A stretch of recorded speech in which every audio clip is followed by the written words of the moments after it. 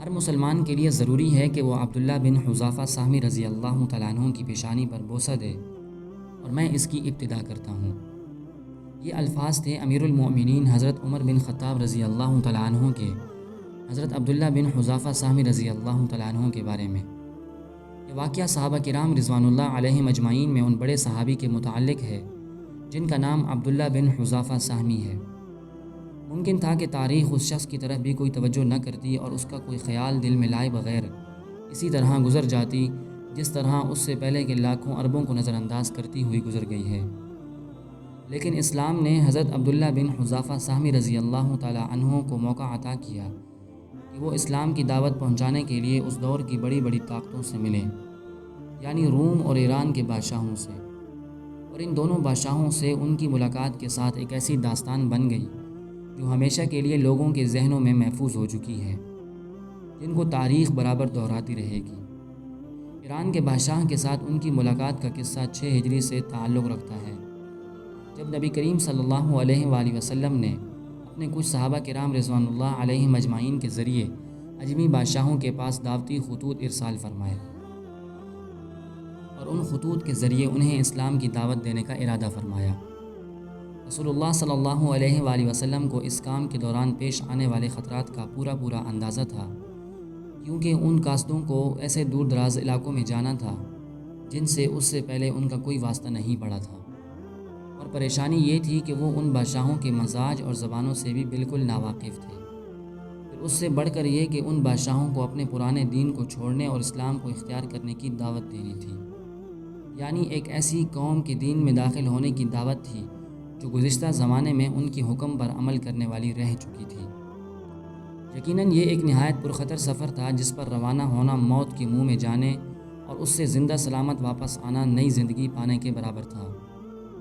معاملے کی اس اہمیت کو سامنے رکھتے ہوئے رسول اللہ صلی اللہ علیہ وآلہ وسلم نے صحابہ کرام رضوان اللہ علیہم اجمعین کو مشورے کے لیے جمع فرمایا اور ان کے سامنے خطبہ دینے کے لیے کھڑے ہوئے۔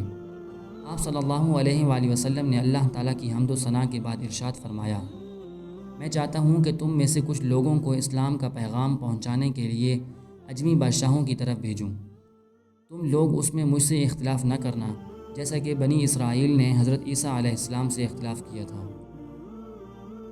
جواب میں صحابہ کرام رضوان اللہ علیہم اجمعین نے عرض کیا، اللہ کے رسول صلی اللہ علیہ وآلہ وسلم، ہم آپ کا ہر پیغام خوشی خوشی پہنچانے کے لیے تیار ہیں، آپ ہم کو جہاں چاہیں بھیج دیں۔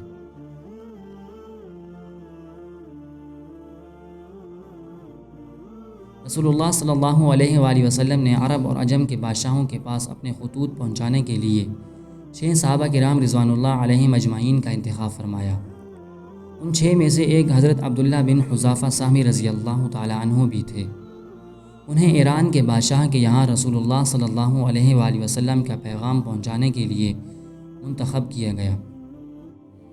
حضرت عبداللہ بن حذافہ سہمی رضی اللہ تعالیٰ عنہ نے اپنی اونٹنی کو سواری کے لیے تیار کیا اور بیوی بچوں سے رخصت ہو کر روانہ ہو گئے۔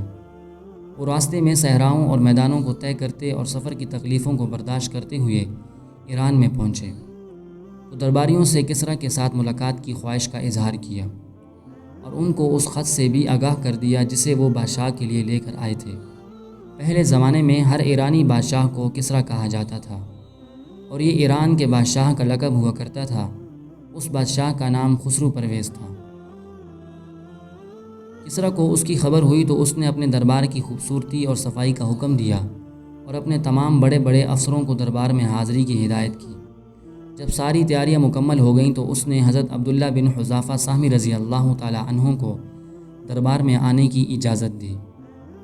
حضرت عبداللہ بن حذافہ سہمی رضی اللہ تعالیٰ عنہ بادشاہ کے دربار میں اس حال میں آئے کہ اس وقت ان کے جسم پر ہلکا سا کمبل اور معمولی سا جبہ تھا اور ان کی شکل و صورت سے دیہاتی عربوں کی سادگی کا اظہار ہو رہا تھا، لیکن ان کا سر بہت بڑا اور قد کافی لمبا تھا اور ان کے دل میں اسلام کی عزت اور عظمت اور ایمان کی قوت کے شعلے بھڑک رہے تھے۔ کسریٰ نے جب ان کو اپنی طرف بڑھتے دیکھا تو ایک درباری کو اشارہ کیا کہ وہ خط ان کے ہاتھ سے لے لے، مگر حضرت عبداللہ بن حذافہ سہمی رضی اللہ تعالیٰ عنہ نے کہا، نہیں، رسول اللہ صلی اللہ علیہ وآلہ وسلم کا حکم ہے کہ میں یہ خط اپنے ہاتھ سے تجھے دوں، اور میں رسول اللہ صلی اللہ علیہ وآلہ وسلم کے حکم کی خلاف ورزی نہیں کر سکتا۔ بادشاہ نے اپنے درباریوں سے کہا، چھوڑ دو، اس کو میرے پاس آنے دو۔ چنانچہ حضرت عبداللہ بن حذافہ سہمی رضی اللہ تعالی عنہ نے کسریٰ کے قریب جا کر خط اس کے سپرد کر دیا۔ چنانچہ اس نے اپنے عرب ترجمان کو بلایا جو حیرہ کا باشندہ تھا، اور اسے اپنے سامنے خط کھولنے اور اس کو پڑھنے کا حکم دیا۔ چنانچہ اس نے خط کھول کر پڑھنا شروع کیا۔ اللہ کے نام کے ساتھ شروع کرتا ہوں جو بڑا مہربان نہایت رحم کرنے والا ہے۔ محمد رسول اللہ صلی اللہ علیہ وآلہ وسلم کی طرف سے یہ خط ہے، ایران کے بادشاہ کسریٰ کی طرف۔ سلامتی اس کے لیے ہے جو ہدایت کی راہ پر چلا۔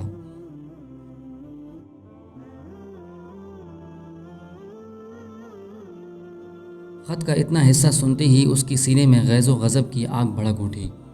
اس کا چہرہ غصے سے سرخ ہو گیا اور گردن کی رگیں پھول گئیں، کیونکہ رسول اللہ صلی اللہ علیہ وآلہ وسلم نے خط کا آغاز اپنے نام سے فرمایا تھا۔ اس نے ترجمان کے ہاتھ سے خط جھپٹ لیا بغیر یہ جانے کہ اس میں کیا لکھا ہوا ہے، اور اس خط کے ٹکڑے ٹکڑے کرتے ہوئے چیخ اٹھا، میرا غلام ہو کر اسے یہ جرت کیسی ہوئی کہ مجھے اس طرح مخاطب کرے۔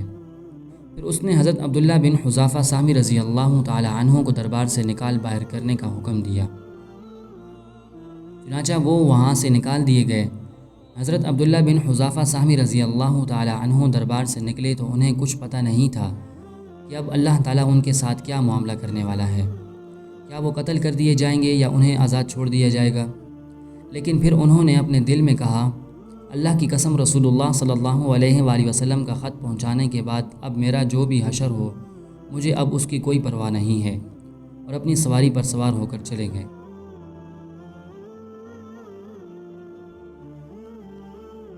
ادھر جب کسریٰ کا غصہ جاتا رہا تو اس نے حضرت عبداللہ بن حذافہ رضی اللہ تعالی عنہ کو دوبارہ اپنے سامنے پیش کیے جانے کا حکم دیا، لیکن وہ نہیں ملے۔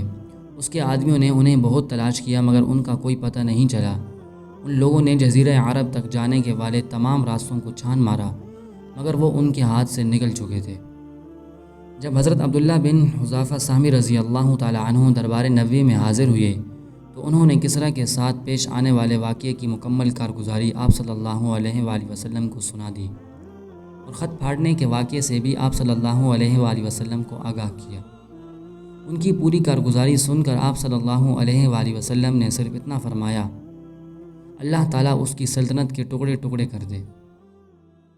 ادھر کسریٰ نے اپنے یمن کے گورنر بازان کو لکھا کہ اس شخص کے پاس جس نے حجاز میں نبوت کا دعویٰ کیا ہے اپنے 2 قوی اور بہادر آدمیوں کو بھیجو، اور انہیں حکم دو کہ اسے پکڑ لائیں اور میرے سامنے پیش کریں۔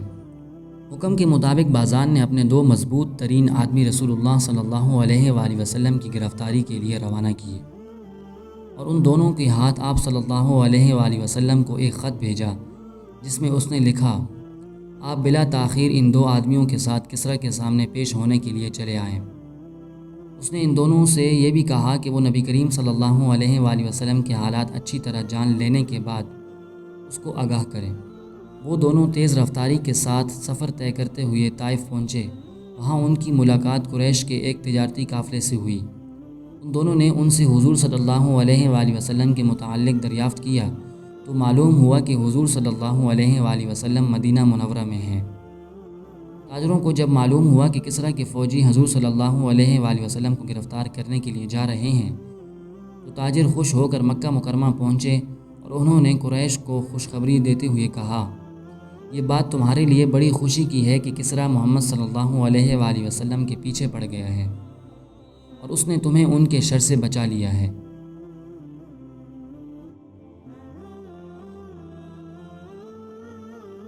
ادھر ان دونوں نے مدینہ منورہ کا رخ کیا۔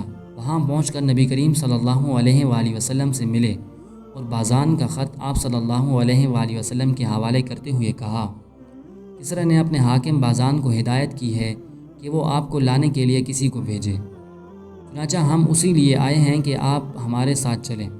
اگر آپ ہماری بات مان لیں تو ہم کسریٰ سے بات کر کے آپ کے لیے رعایت حاصل کر لیں گے، اور آپ کو اس کی طرف سے پہنچنے والی ہر متوقع تکلیف اور اذیت سے بچا لیں گے۔ لیکن اگر آپ نے ہماری بات ماننے سے انکار کیا تو آپ خود اس کی طاقت سے بخوبی واقف ہیں۔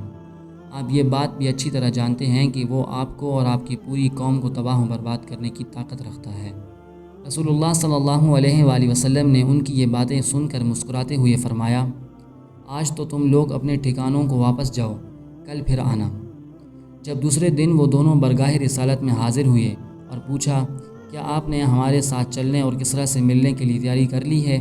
تو آپ صلی اللہ علیہ وآلہ وسلم نے جواب دیا، آج کے بعد تم کسریٰ سے نہیں مل سکو گے۔ اللہ تعالیٰ نے اس کے بیٹے شیروی کو فلاں مہینے کی فلاں رات اس کے اوپر مسلط کر کے اسے ہلاک کروا دیا ہے۔ جب ان دونوں نے یہ سنا تو ان کے چہروں پر دہشت اور حیرت کے آثار ظاہر ہوئے اور وہ گھور گھور کر آپ صلی اللہ علیہ وآلہ وسلم کی طرف دیکھنے لگے۔ پھر وہ اپنی حیرت پر قابو پاتے ہوئے بولے، جانتے ہیں آپ یہ کیا کہہ رہے ہیں؟ کیا یہ ہم بازان کو لکھ دیں؟ آپ صلی اللہ علیہ وآلہ وسلم نے فرمایا، ہاں یہ سچ ہے، اور اس کو یہ بھی لکھ دینا کہ میرا دین کسریٰ کی سلطنت کے آخری حدود تک پہنچ کر رہے گا، اور اسے یہ بھی لکھ دو کہ اگر تم اسلام قبول کر لو تو میں تمہارا یہ سارا زیر حکومت علاقہ تمہارے سپرد کر کے تم کو تمہاری قوم کا حکمران بنا دوں گا۔ اس کے بعد دونوں رسول اللہ صلی اللہ علیہ وآلہ وسلم سے رخصت ہو کر بازان کے پاس پہنچے اور رسول اللہ صلی اللہ علیہ وآلہ وسلم کی دی ہوئی خبر سے اس کو مطلع کیا۔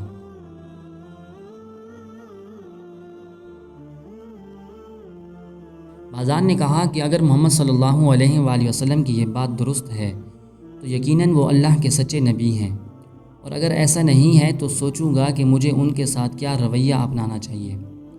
پھر اس کے چند روز بعد شیروی کا خط بازان کے پاس پہنچا، جس میں اس نے لکھا تھا، میں نے کسریٰ کو اپنی قوم کے انتقام میں قتل کر دیا ہے۔ اس نے ہماری قوم کے شریف لوگوں کو قتل کرنا، ان کی عورتوں کو کنیز بنانا اور ان کے مالوں کو چھیننا اپنی عادت بنا لی تھی۔ جب میرا یہ خط تمہارے پاس پہنچے تو اپنے پاس موجود تمام لوگوں سے میری اطاعت فرمانبرداری کا عہد لے لو۔